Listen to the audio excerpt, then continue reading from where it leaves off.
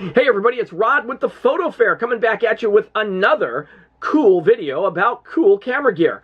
Today I want to talk about a lens I tickled you with last time when I did my Kodak Signet video. I mentioned that I had picked up a Carl Zeiss 180 f2.8. Look at that thing, isn't that just gorgeous? It really is. It's gorgeous on so many levels. This is the 180 f2.8. It was brought back for Yashica Contax in the 1980s, using that Sonnar design that Zeiss is famous for, and of course was made very famous when they produced back in the 30s for the 1936 Olympic Games, the Olympia Sonnar. So this lens sort of pays a little homage to that, and that was at least in part why Zeiss went to a 180 instead of a 200. When they came out with this lens. So, and that's all cool. 180 is kind of an interesting focal length, one that you may not have a prime in your kit. What I like about the Yashica Contax mount and those Zeiss lenses is these lenses are absolutely top grade.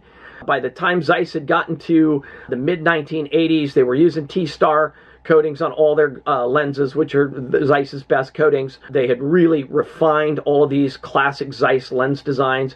Optical technology had marched along, and these are just premium grade lenses that will peg most digital camera sensors. Maybe, the 50 megapixel Canon 5DS might be able to resolve all of this lens's resolving power. I don't know. There's other guys out on the internet that do hardcore tests, line pairs and all of that. For me, on my 5D Mark III, this lens is absolutely razor sharp. It's silly sharp. And it's as sharp as anything I own in a telephoto lens, including some of my high-end modern L-series lenses. It's that good. What I really like about this lens, guys, is I picked this thing up for really chump change. You can find these things around $400. Now, you might get a deal, you shop around, you might find someone letting one go a little cheaper, maybe you find just an absolutely perfect one with the box and everything, maybe it's $500-600. But in any case, a value for the caliber of lens you're getting here. The build quality is really gorgeous. It's all metal, it's smooth, the focus ring is just pretty smooth on this thing. The aperture ring moves very smoothly, it's got very positive click stops. This particular one has a built-in shade, which is kind of nice. Love this lens. Guys, you can buy these Zeiss lenses now that are basically modern adaptations of the old Contax Zeiss lenses, like the 85 1.4, the 50 1.4, and a handful of others. Carl Zeiss is making specifically to fit modern Canon EF mount and modern Nikon mount. It even has the chip in there, so you get focus confirmation on your camera body. And that's all great, and I love that. But those lenses are, depending on the lens, they're $1,000 or more. I think the Zeiss 85 1.4 is like a $1,500 lens. And you can find a used one for, half that. Now, it won't have the chip, so you won't get focus confirmation, and you'll have to get an adapter to fit either your Nikon camera or your Canon camera. I'm not 100% sure that the Yashica Contax will adapt to Nikon, so I'll leave a comment. I'll look into that. I'll leave a comment in the remarks that it will adapt to the Canon EF mount. In fact, that's exactly what I've done with this lens right here. That's a Yashica Contax to Canon EF adapter. Works perfectly. No interference with the mirror on the full frame camera. No problems whatsoever. If you're going to use it on a Canon and you're going to use one of these old 80s lenses, you're going to have to stop the lens down. There is no auto diaphragm, so the lens, as you close the lens down, it'll briefly get darker. If you're looking through the SLR viewfinder, it will stay dark. That's the one disadvantage. I use it at aperture priority all the time. I get the full multi-pattern metering. All that fancy hardware in my Canon 5D Mark III is doing its job. I just have to set the aperture and, of course, the focus manually. So, for $300 or $400, you get a world-class lens that will make amazing photographs, and it's a lot of fun. And, it doesn't hurt to manually focus. Keep your brain and your eye-to-hand coordination sharp, if you'll pardon the pun. You can have a lot of fun with these old lenses. You can pick them up for a good price. So take a look at these photos that I took. Used my wife's Sheltie, Maggie May, as a model. She makes a good model. And take a look at just how fantastic this Zeiss lens is.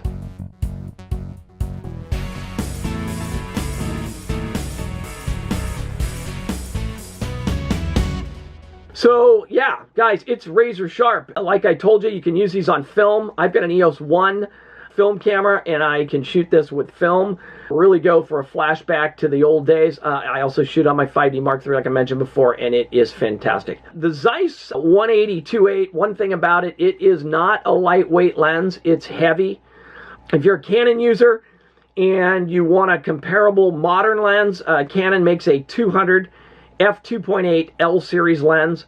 Canon sells that lens brand new for right around $900,000. It'll be autofocus, USM, you know, works in every mode on the camera. I used to own that lens, and when I got my zoom, my L series zoom, I got rid of the prime. There are times when I wish I hadn't done that, and it's a good lens. I really do believe this one's a little bit better though. Despite being 35 years old, it is a little bit better lens. Yes, I got a manual focus. Yes, it's only aperture priority or manual on the exposure. A little bit of a pain in the ass, but honestly, the optics on this, I think, are a little bit better. The 180 focal length is also kind of an interesting focal length, too. You know, it's very close to 200, but it's just a little, you can kind of, you know, do some traditional portraits with it, certainly some headshots. Kind of cool. I like the 180.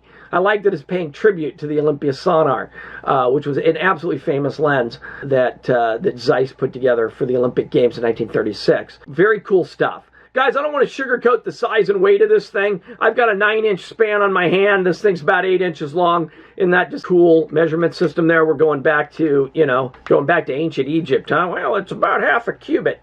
Anyway, that's kind of fun. What the hell? But it's heavy, okay? This baby weighs in with my little adapter and the Canon EOS rear cap at a hefty 1,022 grams. So for those of you here in the United States, that is 2 pounds, 5 ounces. It's a beast, and it's because it's so brilliantly well made. I mean, it is just, I don't know that there's any plastic on this lens. It's fabulous. It feels good in your hand. You feel the quality and craftsmanship that Carl Zeiss put into this lens.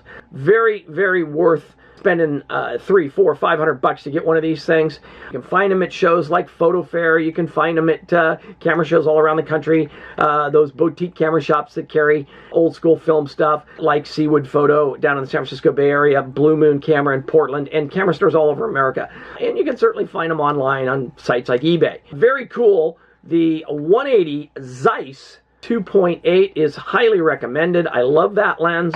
It's razor sharp. You saw the images. And if you're a Canon DSLR user, it will work flawlessly with a Yashica Contax EF mount. Again, one more time, EF mount, you're going to get aperture priority automatic. You are going to get manual exposure, and of course, manual focus. And of course, if you're using like a Sony A7 or any mirrorless camera, there's no problem here. You know, on the mirrorless bodies, it'll work fine. What's cool about the mirrorless bodies like the Sony A7 and any of the many out there, including my EOS M5, is you're always looking through an electronic viewfinder. Whether it's a screen on the back of the camera or the EVF on top of your camera, you're looking at a digital image. So as you stop the lens down, rather than getting darker, the camera's screen simply adjusts. So that kind of makes stop-down metering really painless, and it really doesn't even matter at that point.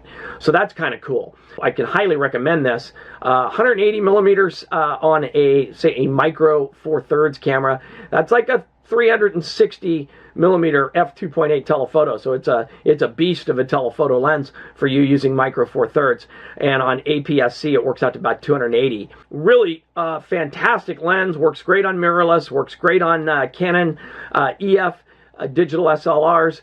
And it's just a fantastic lens. I can't say enough about this Zeiss lens. It truly is comparable to my modern day L series lenses, and there's not a lot of lenses from 35 years ago that I can really say that about, because optics have just come so far in recent years that it is amazing what even cheaper lenses today do. To have this 35-plus-year-old Zeiss 180 f2.8 lens perform every bit as well, if not better, than my L series lenses, it says a lot about the kind of energy and quality that Carl Zeiss was putting into their lenses, and why those lenses were so atrociously expensive back in the 80s. And it's because they were well made and the optics were absolutely top notch. They hold up today, 35 years later, and that says volumes. If you want to have a high quality, you know, every bit as well made as something from, say, Leica, these Zeiss lenses from the 80s are available online at camera stores, at PhotoFair and other camera shows around the country at prices for the quality that are really, truly bargain basement. I can recommend the planar 50 1.4. I've owned that lens. That lens is amazing. Can recommend the 85 1.4 planar, the old Yashica Contax version.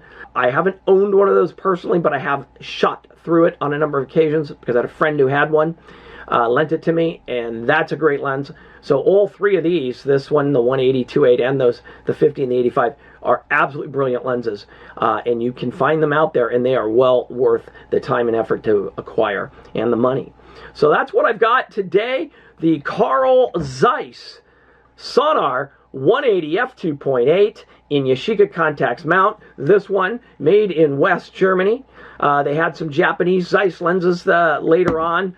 Yeah, I don't know that the Japanese ones or the West German ones are any better or worse than each other. A lot of people say that there's virtually no difference. Some people like to collect the West German ones just for whatever reason, because Zeiss originated in Germany, and of course West Germany is not a country anymore, so that's kind of cool, kind of Cold War kind of era, so that's kind of cool as well. So anyway, whatever you choose, whether you get a Japanese Zeiss Contax lens or a German one, probably doesn't matter. They're Zeiss designs, and they're all just world class. And getting some world class optics for $300, $400, $500, even $600 is always a fair shake.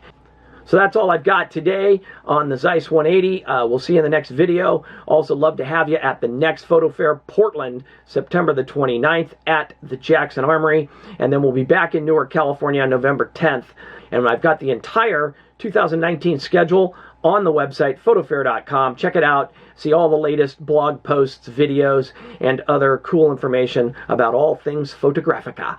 Thanks. See you next time.